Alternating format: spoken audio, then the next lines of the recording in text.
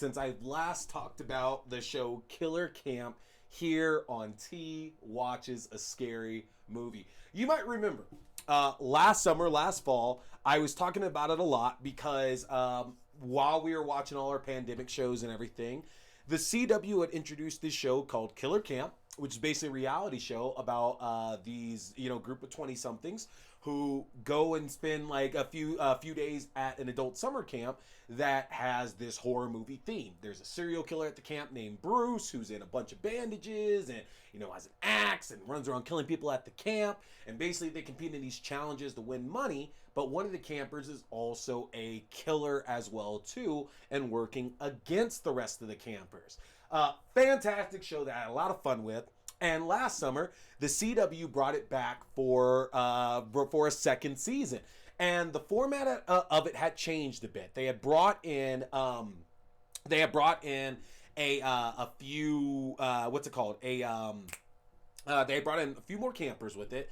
And then they've added more this time around to the social element of it. Because the first season, while there was a little bit of dating and relationships and stuff like that going on, for the most part, it was honestly kept as a very much just, it's like an all-star challenge game. And that's boring. That's a bit on the boring side. So season 2 has added the reality, a little bit more of the reality aspect to it. And they've honestly staged the games a bit better. All right, so let's get into our quick recap here of the events you need to remember from episodes 1 and 2. If you need more information, go back and watch those videos. The links will be included here at the end. Now, if you recall, at the beginning of this season, I mentioned that my choices for the killers were Basil and Maura. There was something about the two of them specifically that I just had to pick out. I was like, these two seem like they would be the one. Now, Basil died in episode 1, so clearly it couldn't have been Basil. And what was interesting is, in episode 2, there was a big accusation about Maura, but she escaped, and instead, Jordan was the one who died. Where, yes, we're finally revealing it, because if you remember, in my last review, I said I would reveal who ultimately died in our next coverage of it, but then the CW pulled Killer Camp from the schedule and only brought it back in the last couple of weeks, so we can reveal that Jordan was who ended up dying in episode 2. You might recall that during both their money challenge, it very much seemed like Jordan wasn't really trying that hard, and that he might have been trying to throw the challenge, because the goal is to win more money against the killer. So anything that's perceived as not doing as well doesn't look so good to the other campers. Unfortunately, Jordan and Valentina were on the kind of chopping block there when it came to contributing money for that challenge. Jordan lost the vote and was sent out into the forest to be killed by Bruce. So let's talk games this time around. Where were we going with the games here in episode 3? So the campers got to play a game where they had to identify which other camper made a somewhat negative statement about them. Basically, they all had these counselor sessions, and they had to reveal something about another camper anonymously, and the campers now had to identify who said what, with a chance to win up to $4,000. Now remember, any game they play worth money. They have a chance to collect money, and when they don't, typically that money is going to whoever the killer is. Now, all these statements range from things about like relationships, performance in the game, or they could have just been in general digs. It was the goal for Clyde to basically pick out who the group thought said the comment, and if it was right, they won money, and if it wasn't, that money goes to the killer. And of course, the drama was flying as more and more was revealed throughout this game. And honestly, this game did not do good things for two campers in particular, Clyde and Lexxi. Now, Clyde is really working to set himself up as the killer right now, it seems, if you're asking me, because he's still playing the field. In episode 2, the love triangle between him, Lexxi, and Valentina absolutely blew up, and he's now making it worse as we've brought in a new camper here, Kaylee, to join, and Clyde has his eyes on her as well too. And here's the thing, whereas in episode 2, a lot of the eyes were on Valentina as kind of being like the cause between like her not contributing much money in the game, and then with all this coming to a head with their love triangle, the eyes were on Valentina. But what is interesting is that Valentina has kind of escaped a lot of that scrutiny, and most of the eyes have been on this episode have been towards Clyde and Lexxi instead. Now, I'm actually liking Clyde a lot right now. And I don't know whether this is just for the show or he's playing a role, but Clyde has absolutely taken over the role of the horror movie douchebag. He's good looking. He's confident. He's smooth. He's also a bit of an asshole as well too. And we saw in season 1 with what was the guy? Carl. That's right. I fucking love Carl. We saw in season 1 with Carl that Carl kind of exploited his relationships to keep suspicion off of himself, to where nobody was really coming close to saying it's got to be Carl who's behind it, and he ended up winning big because of it. Clyde could be doing the same thing, but I don't know. I realize it's a reality show, and yes, reality still has writers and things like that as well too, but what's getting me is that I can't help shake the Scream 2 in the back of my mind, to where the point of the movie is that they point all the suspicion towards Jerry O'Connell's character, Derek, the entire time, just so nobody at all thinks it could be Mickey, and nobody at all thinks it's going to be Mrs. Loomis, and that worked out really, really well.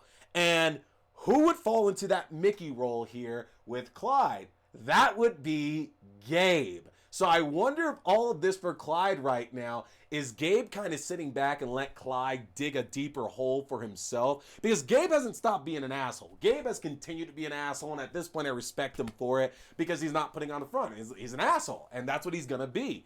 And I wonder if Gabe might actually be the killer. Now, I'm not changing for more, but it does bring up an interesting look here when you consider something like Scream 2. Now, Lexxi, on the other hand, like I mentioned, the love triangle with her, Clyde, and Valentina, it seemingly put a lot of the blow back on her. Like, yes, Clyde has some, but man, did Lexxi get put through the ringer with this one.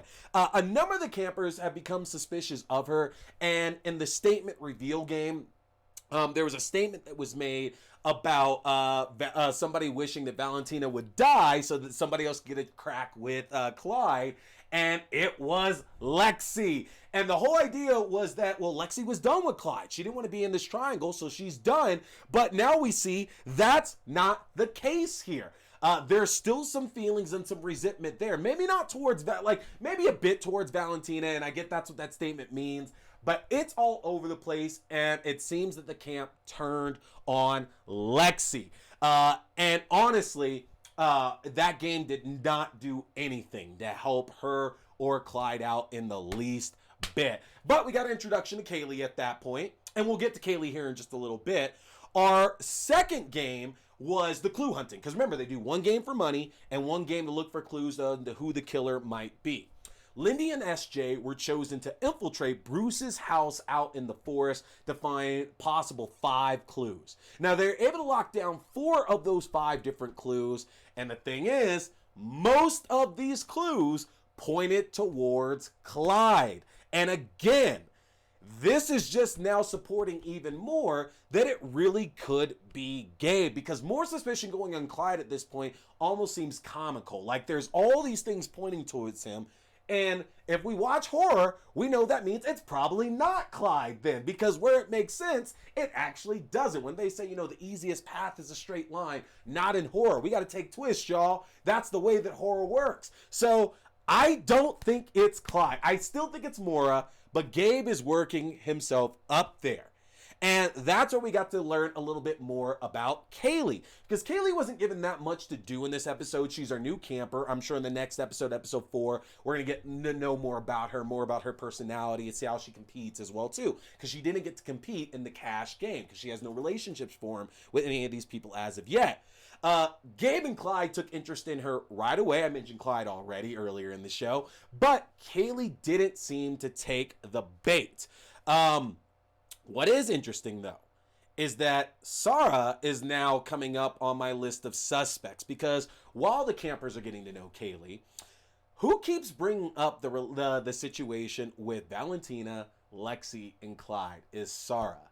And I get it. She could just be being a good friend to everybody and trying to help, spin the situation whichever way it truly needs to go. But to me, it just seemed honestly like she was stirring the pot for the sake of keeping eyes on that group. Like, you don't need to put that out there. Everybody already knows that Clyde's a dick, and I'm sure Kaylee would have learned that in a bit as well too. So I don't know, something about that doesn't seem right. Sarah building herself a little bit of suspicion, but my original choice, Maura, though, dropped a juicy comment that is making me feel even more confident about the fact that she may be the killer.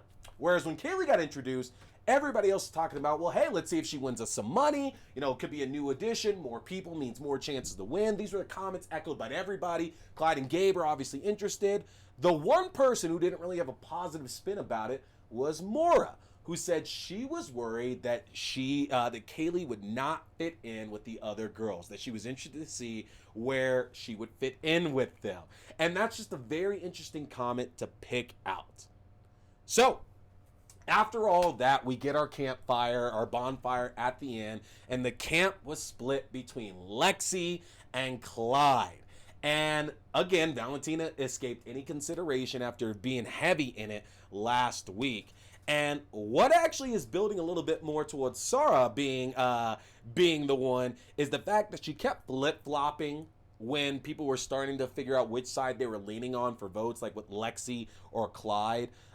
Throughout the episodes, like, she's backing Lexxi and Valentina a lot and not backing Clyde, but then she's backing Clyde. And during the voting process, it seemed to be all over the place as well, too. So I don't know, because she was pushing drama a lot in this episode. There were a lot of red herrings, a lot of movement in this episode for sure. So if you're wondering where I stand at, I still think Maura is my number one choice. But if I were to follow that up, I think Gabe is going to be a strong 2, with Sarah being 3rd. We will see how that works out, but votes came down to Lexxi and Clyde for this week's bonfire. So who ended up getting the axe? You are going to have to tune in next week to find out who got the axe. Now, I say next week because you'll probably watch this in a week or so now, but episode 4 is already up on CW Seed as well as on demand right now, so you can check episodes 1 through 4 out right this moment. So you might see it next week, or you might see this in a few days, but catch the next coverage of episode 4 to find out between Lexxi and Clyde, who ended up having to take a walk in the woods to meet with Bruce. And do we find out yet who our killer is? Gotta find that out. Now, I'm loving getting back to doing reviews of Killer Camp. It is a fantastic show. Screw the CW. CW sucks anyway. And at this point, they're gutting the network. So we won't see another season of this on this show, on this channel. But man, AMC, Shudder should absolutely pick up Killer Camp, because this would be perfect live content for Shudder to bring on. I think this would fit so well with their platform, or even Screambox should think about it as well too. So something to keep in mind there. And yo, Bello, what's cracking, girl? Girl, man, you still looking so good. You have got the most amazing fashion sense, and you damn beautiful as well too. So shout out to Bella. Hey, girl. But folks, I love Killer Camp. I'm glad it's back on the air, even though the CW sucks. Make sure you're coming back to tune in for my reviews of the episodes. I'm going to try to get them out within a day of the episodes going up here. So again, this is episode 3. I'll try to have 4 out here in just a few days for y'all there. And episode 5 comes up this weekend, so you're going to get a few reviews here in the span of a week. But keep tuning in. Keep watching Killer Camp on the CW and the CW Seed right now, folks. Check it out. Hey everybody, I appreciate you checking out this video, whether it was a review, whether it was a new episode, whether it was an unboxing, an interview, or whatever else. I want to remind you can check out my separate reviews also on my YouTube page, and new full episodes go up every Wednesday night on YouTube at 8:30 p.m. Mountain Standard Time, and on your favorite podcasting platforms at 8 p.m. Mountain Standard Time. Don't forget to hit that subscribe button, like and share. My name is T. We've been talking scary movies. Stay scared.